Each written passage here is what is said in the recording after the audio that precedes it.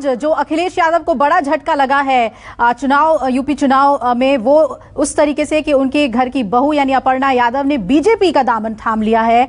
और ये किसी चुनौती से कम नहीं है अखिलेश यादव के लिए, क्योंकि बीजेपी इसे बड़े तौर पर प्रोजेक्ट करेगी। मेरे सहयोगी कुमार गौरव लगातार नजर बनाए हुए हैं। आज दिल्ली में ही ज्वाइन किया अपर्णा यादव ने, बीजेपी की सदस्यता उन्होंने ली। कुमार, कैसे इसे देखा जाए और क्या जिम्मेदारी अपर्णा यादव को दी जा सकती है? क्या हलचल है? किस सीट से वो चुनाव लड़ सकती हैं? तमाम बातें जानना चाहेंगे आपसे।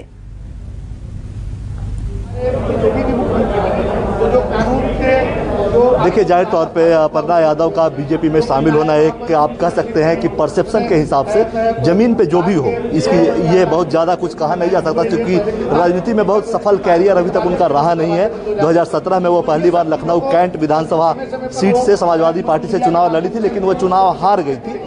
बार बार वो लगातार मुख्यमंत्री योगी और प्रधानमंत्री मोदी की तारीफ करती रही हैं कई सारी योजनाओं को लेकर, इसलिए बहुत ज़्यादा समाजवादी विचारों से उनका जुड़ाव पहले से भी नहीं रहा है। लेकिन हाँ, परसेप्शन के लिहाज से एक बहुत बड़ा कैच है, इसमें कोई दो राय नहीं है। अभी जब अपर्णा यादव ने बीजेपी ज्वाइन किया तो उन्होंने कहा कि मोदी और योगी से हमेशा प्रभावित रही हूँ और राष्ट्र सबसे बड़ा धर्म है, इसलिए मैं बीजेपी में आई हूँ। ये बिल्कुल बीजेपी की ही लाइन है जो उन्होंने बोला है, क्योंकि समाजवादी पार्टी की विचारधारा अलग है।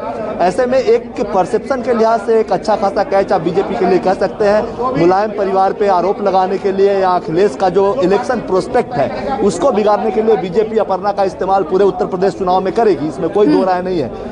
कहाँ से वो चुनाव लड़ेंगी इस पे संशय है, क्योंकि कुछ सीटें बताई जा रही हैं कि हो सकता है कि वो उत्तर प्रदेश में चुनाव लड़े, लेकिन बहुत स्थिति साफ नहीं है। ये भी हो सकता है कि ऑर्गेनाइजेशन में कोई, यानी कि ऑर्गेनाइजेशन बीजेपी ऑर्गेनाइजेशन में उनको कोई रोल दिया जाए और चुनाव के बाद उन्हें एमएलसी बना दिया जाए। ये भी हो सकता है।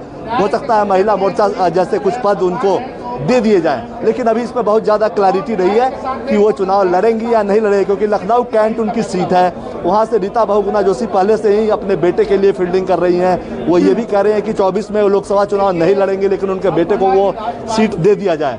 तो ये कुल मिलाकर जहाँ तक अपर्णा का रोल क्या होगा इस पे संशय की स्थिति है, इसमें कोई दो राय नहीं है। वो चुनाव लड़ेंगी या फिर एमएलसी बनाया जाएगा, जो सूत्र है वो बता रहे हैं कि हो सकता है वो चुनाव ना लड़े और फिर आगे चलकर वो उनको पार्टी एमएलसी बना दे और ऑर्गेनाइजेशन में कोई रोल दे दे। लेकिन हाँ, ये तय है कि परसेप्शन बनाने के लिए में बीजेपी सफल हो रही है और पूरे उत्तर प्रदेश चुनाव में अपर्णा यादव का इस्तेमाल अखिलेश यादव और समाजवादी पार्टी के खिलाफ चुनाव में वो करेंगे। मेरे साथ दया शंकर जी हैं। सर, ये बताइए, आप अपर्णा जी के साथ आए हैं, वहाँ से आपने ज्वाइन कराया, क्या लगता है कितना फायदा कुछ होगा बीजेपी को?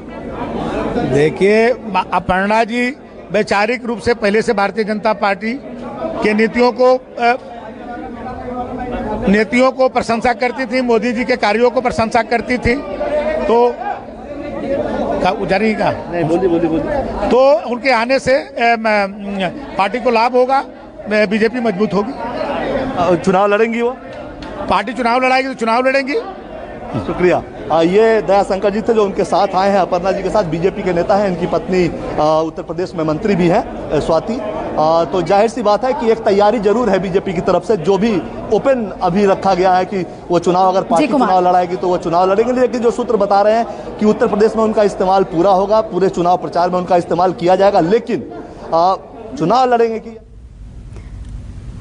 तो तस्वीरें आपको लगातार दिखाते रहेंगे और अपडेट भी बताते रहेंगे। उत्तर प्रदेश की सियासत में क्या हो रहा है, चुनाव को लेकर जो सरगर्मियां हैं वो लगातार अपडेट आप तक पहुंचती रहेगी।